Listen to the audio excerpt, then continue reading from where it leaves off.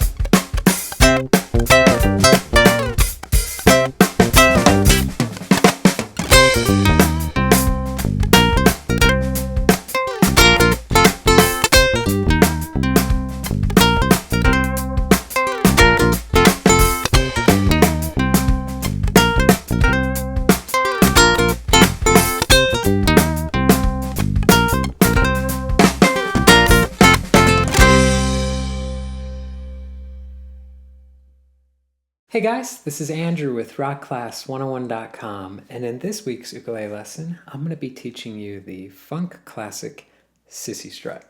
But first off, I want to give a big shout out to the band, which includes Evan on ukulele, Sage and Steven on drums and bass, and of course Ashley, who kicked us off with an "Ah yeah." They did an incredible job with this performance tune, so a big round of applause to the band. Now let's talk a little bit about this arrangement. I think it's needless to say that it's going to be best suited for the advanced player. And the reason why is, well, if we think about funk music, the first thing that comes to mind is, well, I want to get up out of my chair and dance because the music is so groovy. It really is music that allows you to work on developing your groove chops. In other words, your rhythmic playing chops. And that's really what I think is the star of this song. If we think about this tune specifically, we think of those iconic riffs. Da, ba, da, da, da, ba, ba, da, da, da, right? It's just so groovy. Even if you just sing and you can't help but move to the music, even if it's just solo singing in your chair like I'm doing right now. So these riffs, they're going to be a little bit tricky to play because there's a bit of syncopation. Well, one of them has a lot of syncopation, and they also have a swung 16th note fill, but we'll talk about that stuff in a second. Let's talk a little bit about this lesson. So in this video, I'm going to be teaching you guys how to play both iconic riffs, but in the part 2 lesson, I'm going to be teaching you how to play the solo. Not only the solo itself, but the rhythm that's played underneath the solo. So if you guys want to check out the part 2 lesson, you can do so by clicking this link right here, or going to the site, rockclass101.com, and doing a search for Cissy Strut. Now also on that page will be the tabs that you can print off to follow along with, plus the really cool interactive on-screen tab viewer. Now this is a great feature where you can hit play, watch the tabs scroll across in real time, highlight bars to loop sections, slow it down to any speed you wish. Just a great asset in learning this tune that much easier. And last but not least, there's going to be backing tracks. So this is a tune that is all about developing groove, and the best way to work on your groove playing is to play with others, to play in an ensemble setting. So we're going to have backing tracks. We'll have 100%, 75%, and if you can feel the beat enough at 50%, I'll upload that one as well. So let's go ahead and kick into this lesson. And the first thing that we want to do is we want to get the first iconic riff number 1, memorized. We want to be able to have it stuck in our head, the melody and the rhythm of it. So let's listen to Evan play it one time through, and then we'll come back, we'll look at the tab, and we'll learn it.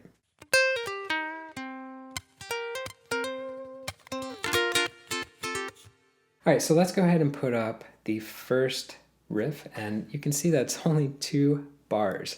So what I like to do before I jump into learning any of these is I like to sing it, because if I can sing it, I can play it. And singing it really helps with this tune, because if you look at it rhythmically, you can see there's a lot of syncopation. Plus, the thing with this tune is that we are going to be swinging the 16th notes. So that symbol I'll put up on the screen right here. That symbol is the same sort of symbol that we saw when we play swung 8th notes. Now, if you're not familiar with the difference between playing straight 8th notes versus swung 8th notes, you want to jump into this lesson. I'm going to link it in the description box below. The concept is the same for the 16th notes, though. You're only applying that feel to 16th note rhythm instead of 8th. So you want to make sure that you have that feel in mind, because if you don't have that swung feel, your playing is not going to groove. It's going to sound da da da da da da da da da da da da da. It's going to sound just like a robot, essentially. So we got to have a little bit of that swing so we can have a bit of a groove. Now, I like to start off learning everything just by singing it, right? If you're shy, you can do it in your head, but singing is the best way, because if you can sing it, you can play it. And singing really helps you get the melody down plus the rhythms down. So if I was to sing out this 2-bar riff, I just have ba da da da ba da da da da da da da da da da da da da da da. Okay, so a little bit silly singing out loud. Don't be shy. It really, really helps you get these melodies and these rhythms and the groove down. So definitely hit pause, see if you can sing it. You want to have everything memorized before you jump into it. So let's jump into learning it. We're going to start off with a pull off on the A string. So we're going to do 3 to 1. Use your ring finger to your first finger. And I'm going to go ahead and add my ring finger now to the 3rd fret of string 2, and then my middle finger on top of it. So I would keep at least these 2 fingers held down, so just to build sustain through this first opening phrase. But if you want to go for gold, you can also keep that index finger held down as well, but that's going to be optional. Now, if you take a look at this 3rd fret on the 3rd string, look at that note. It's got a little arrow pointing upwards. That's going to be a bend. So we're going to do a quarter step bend. A quarter step is halfway in between this 3rd fret note and the 4th fret note.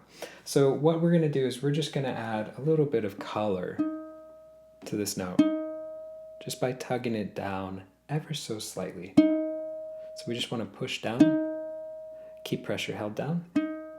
That's going to tug that note a little bit sharp so you can hear, right? You can hear it go a little bit sharp. Okay, so now the other thing you want to notice is that it gets held for a little bit of time. Right? So we want to hold that note out for just a little bit of time. Because the next note is the open C. So we have, right? So see if you can try that. Tug that note down, try to keep the other fingers planted to build sustain, and then lift up and play the open C. Alright, so again, if you can sing it, you can play. Okay, so see if you can match that. Hit pause on this video. and see if you can match that. Okay, don't be shy. If you want to sing it out loud too, go for it. Now, if we look at what happens next, we're going to come down with a slap, and then we're going to hit the open G, and then we have to move our left hand up the neck to the 6th fret, and then the 8th fret on string 2. So we have a quick slap, open, 6, 8 on string 2. So it sounds like that. If I put it in context, it makes a little bit more sense. Okay, so again, ba-da-da-da-da, ba-da-da. So you just want to sing it out loud, right? You can sing it, you can play it. I'm a broken record, but it's so helpful with something like this riff. So, and the other thing too, that time I played a little bit slower through, a little bit more relaxed on my timing. With this riff right now, don't worry so much about trying to play it perfectly in time. It's not super important while you're working on it. What you want to really work on right now is just the muscle memory of what your left hand and right hand is doing. So you want to be in the ballpark, right? So don't beat yourself up too bad if you're a little bit slow transitioning here to there, if you're a little loose on the timing, right? So don't beat yourself up too bad. The best way to work on timing is actually to play along with the metronome or to play along with the backing track, because the band will help you stay locked in the groove, but we'll touch on that more later. All right, let's keep going and let's take a look at what happens next. So you can see that we're going to come down with another slap, and then we're going to go a hammer on. So we have a slap followed by plucking the open C and the 6th fret, and then hammering on to 8th fret. Now take a look at how long this one gets held out. You can see that it gets held out for a quarter note into measure number 2. Plus there's a little squiggly line. That means vibrato. So we can add a little bit of vibrato to that 8th fret note. If you're new to vibrato, I'll put a link in the description box below to our lesson that teaches you a few ways to do it. But we just want to have a little bit of a subtle vibrato, so nothing crazy, no crazy shaking the string. Now let's recap. Let's play from the beginning up to that first beat of bar 2, and we can get a better context of where we're at in the riff.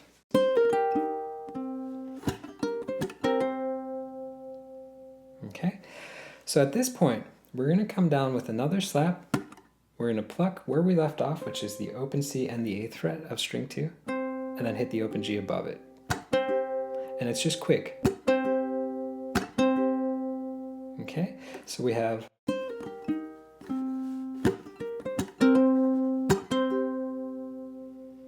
that's what everything sounds like through.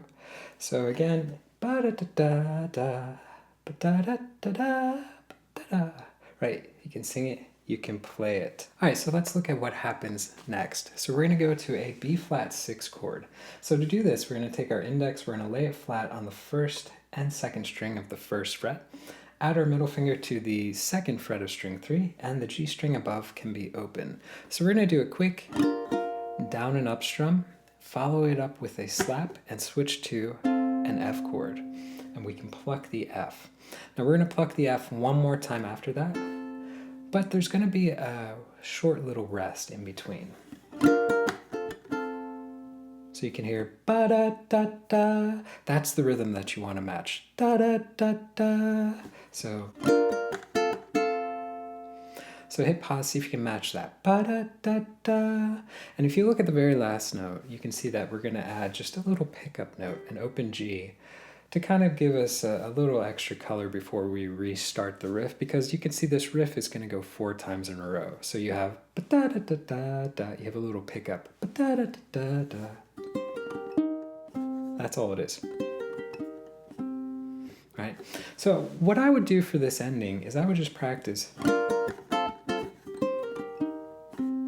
just that phrase, da da da da da da da da, right? Just loop that phrase, and that'll give you a good practice for the transition, aka the repeat of the riff. Because a lot of folks, they like to work on getting the riff perfect, right? They play measure 1 and measure 2, and then they stop, but they don't practice the transition to repeat it. So that's a good way that you can practice the transition to repeat it by just working on those last couple phrases, or the last phrase into the first phrase again.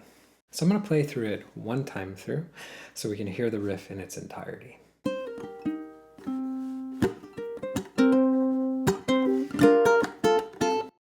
Alright, so that's a pretty good gist of what it sounds like, but the thing with this tune is you really want to play it over and over again, because every time you play riff 1, you're going to play it 4 times in a row. So let's give this a shot. Let's do a play along with Evan and the band, but let's slow it down to 75% speed. And your goal for this is just to kind of start to feel the groove, feel the beat, and just kind of get locked in with the timing as best you can.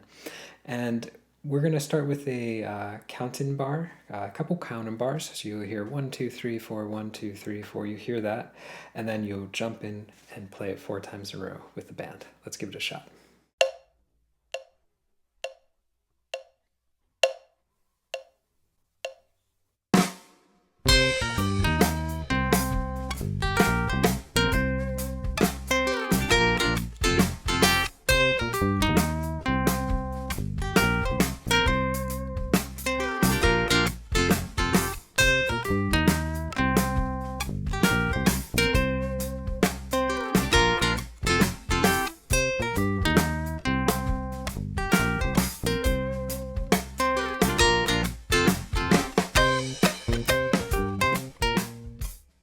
All right, so going into riff number 2. The good news is it's a lot easier to play than riff number 1. So let's go ahead and break it down. So putting up the first 2 bars of tab, we can see already off the bat that what we're playing is primarily just single notes. So with this riff, we want to start the same approach. Just think of the melody. Bop, ba-da-da-da-da, bop, ba-da-da-da. You want to sing that out and get that down. Now, my version has just a few muted strums added to kind of give it a little bit more percussive texture. So my version is going to sound like this. Alright, so that's what it sounds like on the ukulele.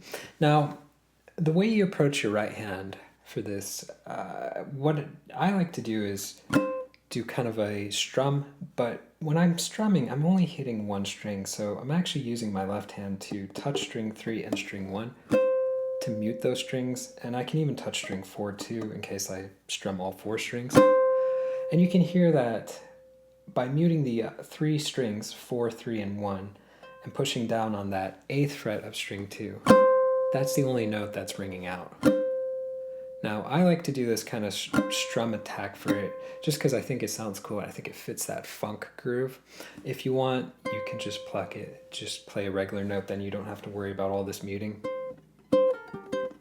Right, you can literally just pluck this entire section and play it just as single notes.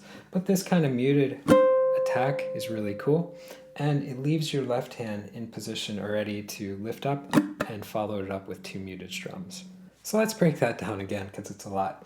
Fret the 8th fret with your ring finger on string 2, and then just lightly touch string 1, string 3, and 2. You can use your middle finger to touch string 4, index finger to touch string 3, and you can curve at the bottom with the ring finger to touch string 1. So when I strum all 4 strings, I only hear string 2 because I'm lightly touching the other strings. Okay, if you don't want to do all that muting, just play it as a regular single note. So I'm going to go ahead and just do a down strum for this first hit. Then I'm going to lift pressure up, just touch all 4 strings as if you were doing a regular muted strum. And you're actually going to do a muted strum. You're going to go down, up. So you have, okay, so melody followed by 2 muted strums. And then I'm going to push pressure back down, and I'm going to do 8 to 6, so I'm going to do a pull off. So you can pluck that note, or you can continue with the strum attack, which looks like that. Or if you want to simplify it, you can pluck it. Okay, so 8, mute, mute, 8, 6. After that, you're going to take the middle finger, play 7 on string 3, go back to 8 on string 2, and then to 6 on string 2. and you're going to end on that note and hold it out for a little bit. So da ch da da da da da. That's the rhythm and melody that you want to match. Okay. You can see at the very end of this bar, we're just going to add 2 more muted strums, and those can be optional, right? So don't feel like you have to play everything to a T like this is written. Evan in the main performance video played it a little bit different. He added quite a few more percussive strums, so you may want to take a look at what he did and kind of come up with your own version. So it's something that fits your playing style. But all together,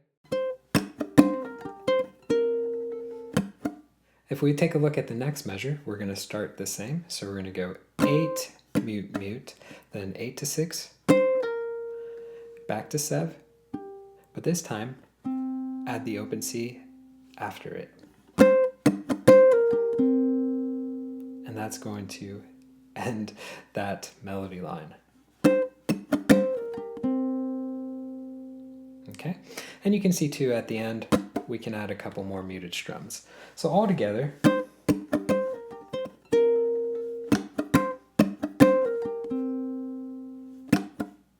that's what we end up with. So hit pause on this video and just practice that on your own.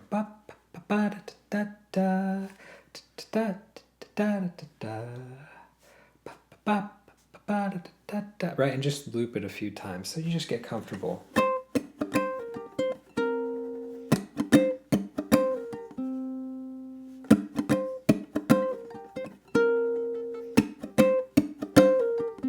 Just playing it a couple times through, because if we look at measure 5 and 6, they're identical. So you're going to play this riff 2 times this way.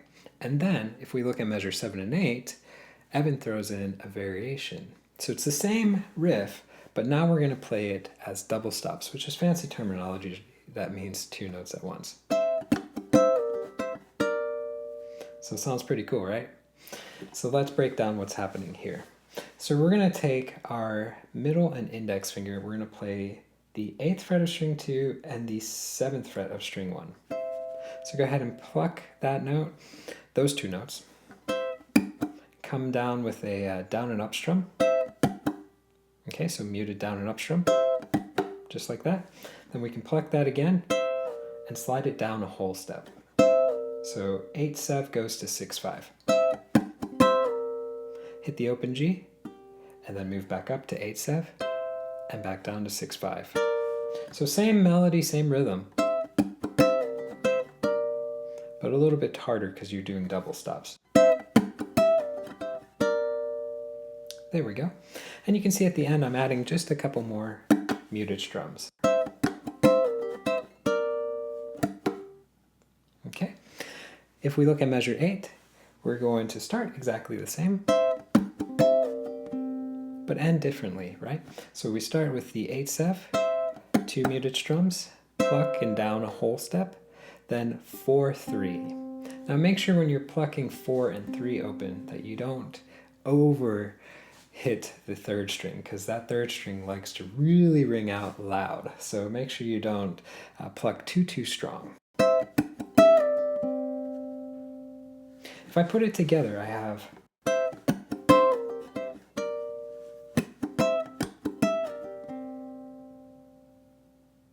so these 2 bars will get repeated. So if we look at measure 9 and 10, you can see the exact same thing as 7 and 8. So in essence, what you guys are doing, the easy way to remember this, if we get rid of all this tab, is that we're going to play the single note twice, and then we're going to play the double stop twice.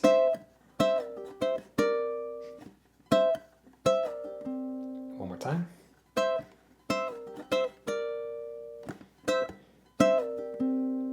Okay, and that time you saw that I didn't add any of the percussive strums, just cycling through the melody only. So that's the riff number 2 in a nutshell. You're going to play through each variation 2 times. All right, so let's do this. Let's see if we can try playing along with Evan and the band. And we'll go ahead and do the entire 8 bars. So we'll play riff 2 all the way through. Remember that you're playing the single notes 2 times, and then the double stops 2 times. And we'll start the band at the end of riff 1. So we'll hear the last 2 bars of riff 1, so riff 1 in its entirety 1 time through, and then you'll come in with riff 2. All right, so let's give that a shot.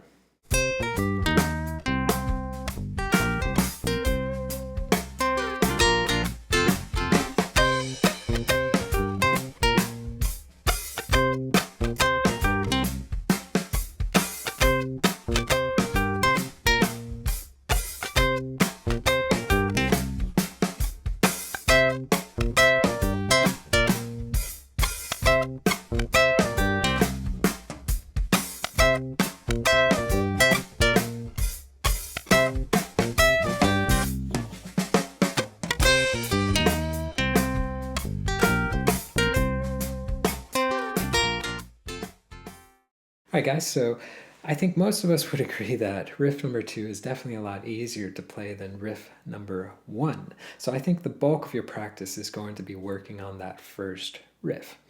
But at this point, we've learned literally 80% of the tune, because if I put up the form, the song literally just goes riff 1, riff 2, riff 1, riff 2, solo, riff 2, riff 1. So most of this tune is riff 1 or riff 2.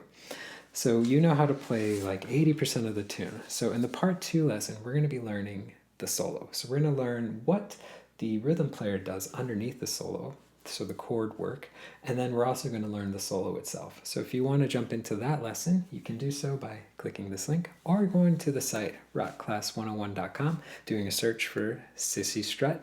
Don't forget to, on that page, were the tabs that you can print off, keep for your records, plus the really cool interactive on-screen tab viewer. So you can literally hit play, watch the tab scroll across in real time, highlight bars, loop sections, slow it down, all that fun jazz, and the backing tracks. So once you learn these riffs and the solo, you can rock out with the band at home. Again, we'll have 100% speed, 75% speed, and if I think you can feel the beat at 50%, I'll upload that one as well. So guys, I hope you enjoyed learning the first part of this tune. I'm really excited to teach the solo. It's a lot of fun, so it got some jazz elements infused into it, which really complement the funk tune.